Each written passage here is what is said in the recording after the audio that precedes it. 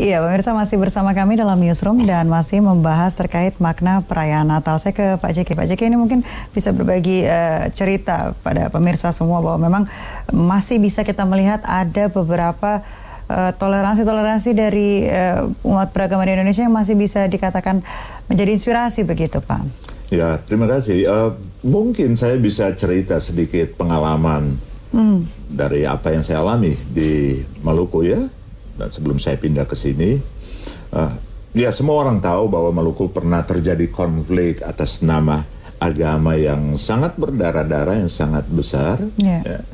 Pada tahun 99 sampai 2002 dan beberapa secara sporadis. Tapi situasi per hari ini, kalau kita ikut survei, Kota Ambon menjadi salah satu kota pada skala toleran, kota toleran, 5 besar kota toleran di Indonesia. Ya, dengan toleransi yang sangat tinggi. Orang belajar dari kekerasan atas nama agama yang tidak menghasilkan apa-apa, sehingga orang melakukan sebuah pembalikan dan sekaligus penebusan rasa salah ya dari masa lalu dengan membangun relasi-relasi lintas batas yang sangat luar biasa.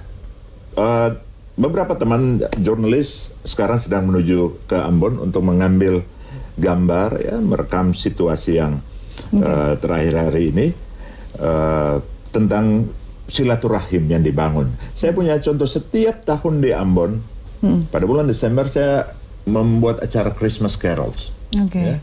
Itu besar, itu 2 hari, itu sampai 3.000 pengisi acara. Tapi itu bukan cuma Kristen yang mengisi. Baik. Yang Muslim, yang Hindu, yang Buddha dan lain-lain, semua di atas satu panggung dan merayakan itu dengan sangat luar biasa. Ya, saling mengunjungi dan kita mencoba untuk mengembalikan modal sosial dan memanfaatkannya untuk membangun integrasi sosial yang kuat lagi. Dan itu yang saya katakan, model-model seperti itu jarang sekali untuk menjadi ya berita. Ya, orang cepat sekali kalau ada gesekan, tetapi selebrasi kerukunan itu terbatas publikasinya. Baik, baik. Kalau Romo sendiri melihatnya seperti apa nih? Selain tadi contoh dari Ambon, juga mungkin di beberapa daerah di Indonesia juga ada beberapa banyak atau umat Islam yang ikut menjaga berlangsungnya ibadah Natal dan sebagainya begitu. Seperti tentu apa? Masalahnya bukan hanya ibadat. Saya kira di kebanyakan tempat ibadat Natal tentu bisa dijalankan juga karena gereja-gereja itu sudah punya izin dan sebagainya, jadi di situ tidak akan ada masalah. Yang tentu perlu diperhatikan terus-menerus agar suasana saling menerima, saling bersahabat, juga saling berkomunikasi, diteruskan, dipelihara. Di satu pihak jangan satu umat, misalnya umat Katolik, jangan menutup diri seakan-akan tidak perlu berkomunikasi dengan umat lain. Di lain pihak kita juga jangan memberi ruang bagi cara untuk bikin misalnya pemukiman menurut agama atau hal seperti itu bisa lama-lama merusak hubungan di antara kita. Jadi seperti dulu saya sering dengar, saya sendiri tidak terlibat, bahwa orang muda dari berbagai agama main bola bersama. Itu harus berjalan terus. Hal seperti itu tidak hanya dalam hal main bola, tetapi komunikasi jangan dibatasi. Jadi kita, menurut saya, hendaknya waspada supaya jangan dari sebuah ideologi yang ekstremistis diusahakan pemisahan, isolasi di antara umat-umat beragama. Itu akan bagi Indonesia sangat berbahaya. Saya optimistis bahwa itu tidak akan terjadi, tapi perlu diperhatikan. Baik. Saya ke Pak Jeki. Pak Jeki, kalau seharusnya apa sih yang dilakukan begitu bagi umat untuk kemudian mempersatukan masyarakat Indonesia yang sempat ada, bisa dikatakan, perpecahan atau perbedaan cara pandang dari politik, agama dan sebagainya begitu, Pak?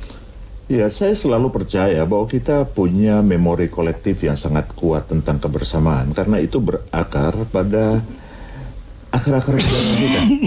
Budaya Indonesia itu sangat sangat rukun, ya.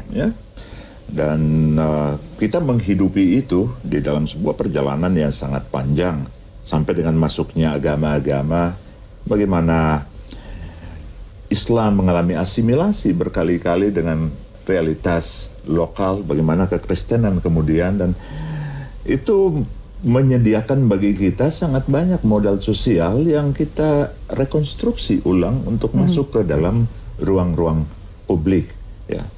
Itu yang pertama. Yang kedua, kita punya modal sosial untuk silaturahim, ya.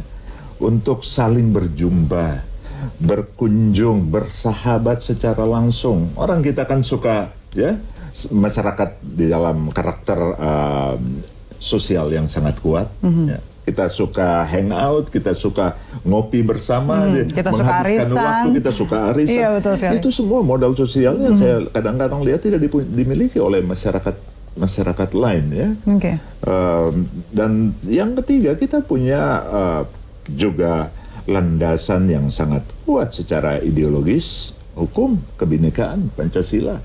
Itu juga menjadi sebuah kekuatan yang terus-menerus kita harus utamakan sebagai karakter bersama.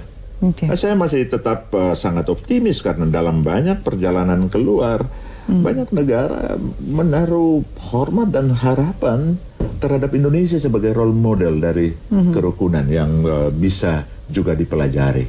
Ya, karena itu saya kira kita terus mendata dan mengembangkan itu, dan tugas gereja-gereja bagi saya adalah berdiri di atas semua kekayaan itu untuk menawarkan harapan di tengah kecemasan yang dikembangkan, di tengah ketakutan yang dikembangkan. Itu panggilan kita sebagai gereja untuk hadir dan bersaksi di tengah masyarakat dan bangsa.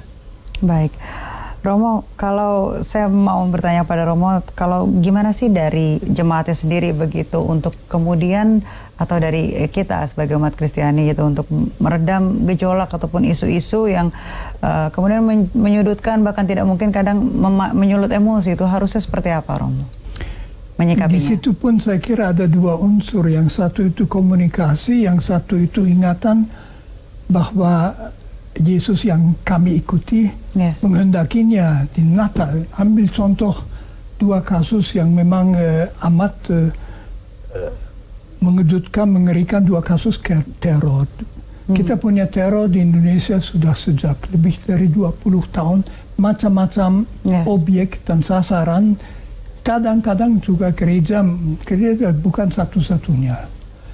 2 tahun yang lalu di Yogyakarta, seorang teroris sendiri dengan pedang masuk gereja dan di situ merusak, dan dia menghantam kepala sahabat saya, Romo Jimmy Priel.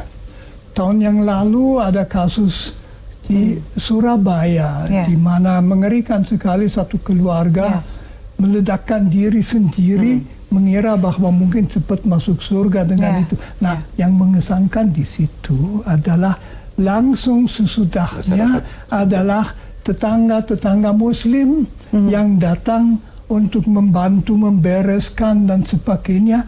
Jadi terorisme itu tidak merusak, tetapi sebetulnya akhirnya malah mengakrabkan hubungan antara umat beragama. Bagi saya itu sesuatu yang penting. Mereka tidak berhasil yang melakukan itu, ya. Itu di Jogja itu satu orang dalam isolasi, di Surabaya itu satu keluarga, bukan suatu kelompok. Tidak berhasil hubungan menjadi lebih baik. Jadi lebih erat begitu, ya. Baik Romo, Pak Jeki, kami harus jeda sejenak, pemirsa. Jangan kemana-mana, tetap bersama kami di Newsroom.